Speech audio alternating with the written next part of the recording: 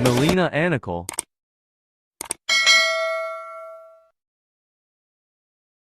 Tuturo ko ngayon sa inyo kung paano i-transfer ang mga picture natin sa phone at saka sa memory card. Madali lang guys, punta tayo dito sa gallery.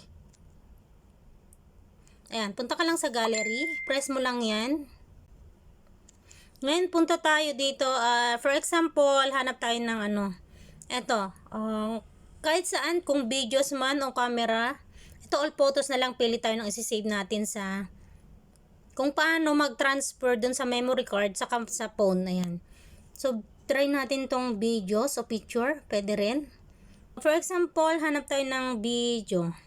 Video man o picture. Ito na lang picture mo nang isend natin. Ito.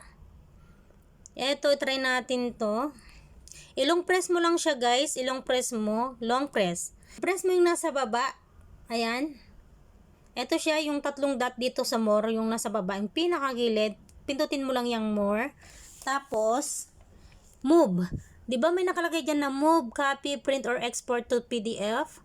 Details. So, pindutin mo dito yung move. Press mo yung plus. So, i-press natin. Device and memory card. Ibig sabihin yung sa device, ibig sabihin yan yung sa phone. Ayan, kakaunti na lang naiwan sa aking gig. 11.80 GB gig.